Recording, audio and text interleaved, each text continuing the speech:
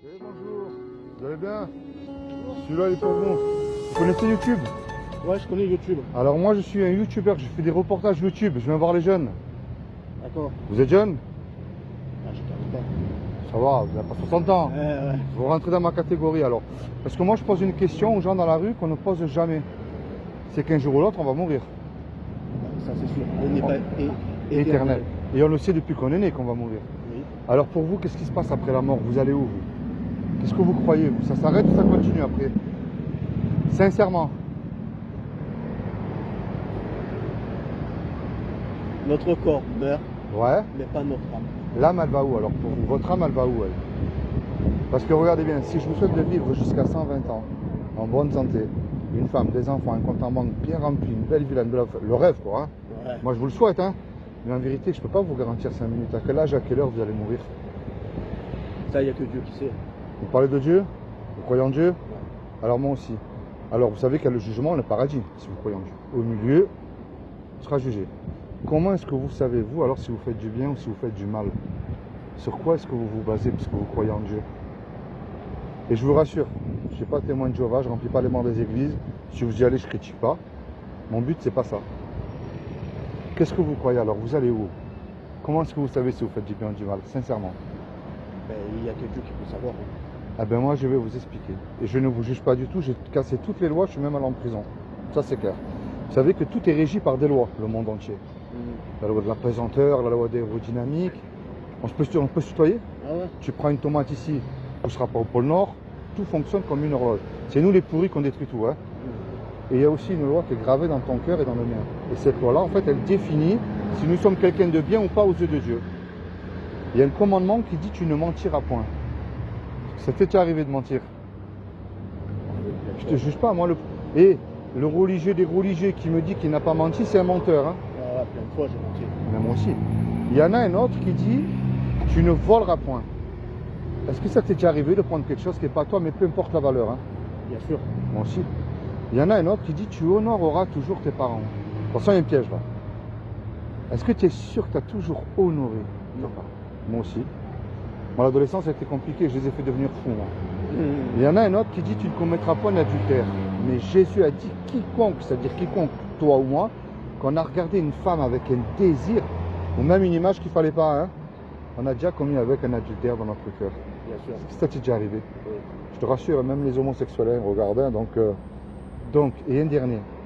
Il y a un commandement qui dit tu mettras toujours Dieu, lui, en premier dans ton cœur. Dans les mauvais, mais comme dans les bons moments. Est-ce que tu as toujours mis Dieu en premier dans ton cœur? Oui. Moi non, hein. Pas dans les bons moments. Hein. Parce que quand tout va bien, on oublie Dieu. Non, oui. Parce que moi, tous les soirs, je le prie, même si tout va bien. Très bien. Bon, la parole de Dieu, elle dit quand même que lorsqu'on a cassé un seul commandement, c'est comme si on les a tous cassés. Alors si Dieu est juste, et il est juste, on reste sur cette loi-là. Si Dieu te juge là tout de suite, est-ce qu'à ses yeux, tu es coupable ou innocent? T'as vu, on se met sur le bord, comme ça on n'est pas au milieu des gens, va. On reste sur cette loi-là. Mais je ne te juge pas, hein, tu verras, je vais en venir. S'il te juge là tout de suite, parce que tu as admis, c'est toi qui l'as dit, hein, que tu as menti, c'est-à-dire que tu étais un menteur, un voleur, un adultère de cœur. Alors s'il te juge là tout de suite, est-ce que tu es coupable ou innocent d'après toi?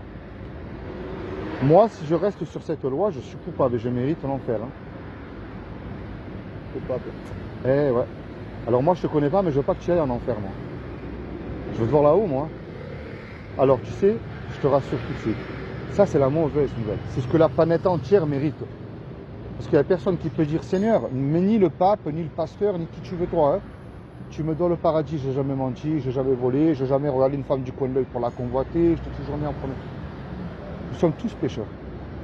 Nous sommes conçus et nés dans le péché. Et on ne mérite rien.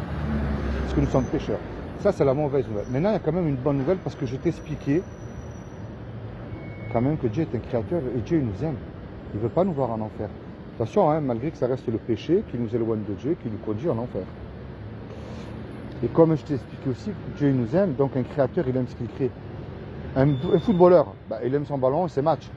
Une cuisinière, elle aime les petits plats qu'elle prépare aussi. C'est aussi simple que ça, c'est nous qu'on complique. Hein. Et Dieu, c'est pareil, il nous aime. Est-ce que tu sais ce qu'il a fait pour toi il y a 2000 ans?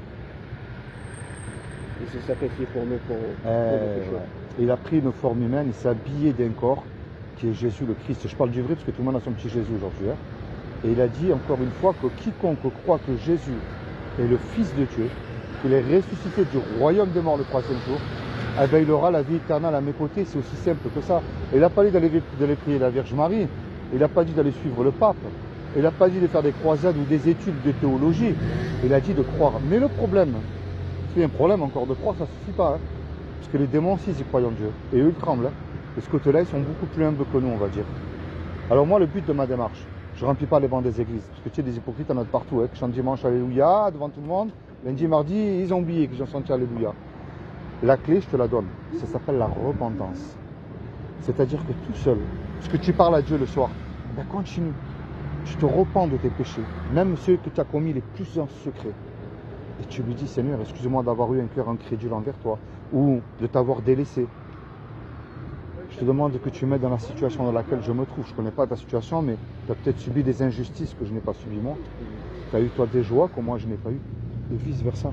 Ne pas mélanger Dieu et la religion. La religion, c'est les hommes qui s'accaparent Dieu, qui s'autoproclament en représentant de Dieu sur terre pour faites ceci, faites comme ça, mais ils ne sont même pas capables de mettre en pratique ce qu'ils prêchent déjà. C'est ça la religion. Mais Dieu n'est pas religieux. Parce que lui, ce qu'il veut, c'est rentrer dans ton cœur, t'aider, te bénir, mais plus que tout, de sauver le jugement. Parce qu'il y aura un jugement. Il te faut un avocat, tu auras le diable pour t'accuser. Lui, il va dire, c'est comment ton prénom? Moi, c'est Philippe, c'est comment toi? C'est Joseph. Joseph, hein? Le Seigneur va dire, non, stop, il m'a choisi, il m'appartient, tu ne touches pas à lui. Mais avec foi, parce que Jésus parle une petite foi d'un grain de moutarde. Imagine tous les deux là, on va faire un braquage, puis on se fait serrer tous les deux. On passe devant le tribunal, puis le juge il nous dit à tous les deux, voilà, je vous laisse le choix. Vous me payez une caution d'1 million d'euros suite au braquage que vous venez de commettre, ou je vous envoie tous les deux, Philippe et Joseph, 30 ans en prison. On n'a pas l'argent, parce que toi et moi on vient de se faire serrer. Ce que tu ne veux pas, Joseph, on ne peut pas revenir en arrière et effacer le mal qu'on a commis. Et on ne peut pas dire non plus au juge, monsieur le juge, je vous le jure, c'est fini, je recommence plus, vous êtes bon, miséricordieux, laissez-moi partir. Ça ne marche pas ça. Le juge va dire, c'est vrai, je suis bon, miséricordieux, mais vous me payez la caution, vous partez en prison. On se regarde tous les deux, on ne sait plus comment faire.